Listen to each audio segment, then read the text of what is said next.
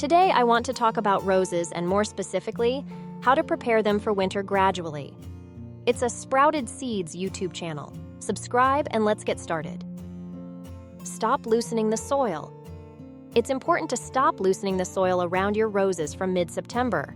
This is the first step in signaling to the plant that winter is approaching. Remove the lower leaves.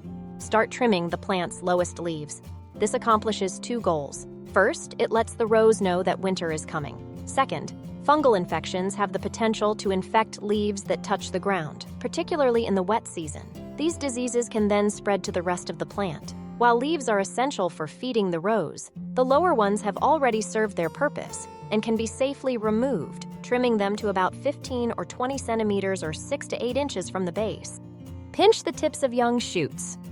If your roses have high, young shoots, now is the time to pinch their tips. For instance, red shoots may not reach full maturity and may even perish, which could later make them a possible source of infection. Disease control. The mix of cool nights, warm days, dew, fog, and rain contributes to a significant risk of fungal illnesses even in the cooler months. If diseases like spotting start appearing on the leaves, remove and destroy any affected leaves to prevent the spread of infection. You can use chemical means based on copper, or you can use biological ones. Also, treat the soil, otherwise harmful pathogens will remain in it, and this will cause diseases to your plants in the future.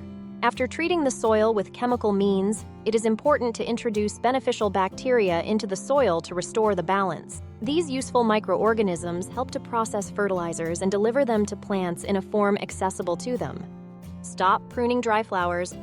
Starting in September, stop pruning your roses. But there is one nuance. After flowering, roses will begin forming seed pods. I simply break these off to prevent the plant from wasting energy on seed production.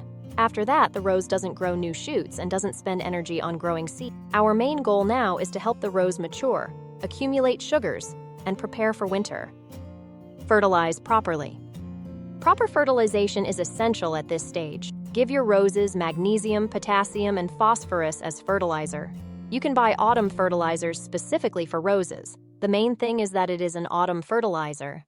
Apply the fertilizer dry if it's raining, distributing it around the base of the shrub and gently working it into the ground. If the weather is dry, dissolve the fertilizer in water and apply it. I recommend splitting the fertilizer into two portions. Apply the first at the beginning of September and the second around the 20th of the month. For those who prefer organic methods, consider using wood ash and compost. Make a solution of ash and water the bush with it.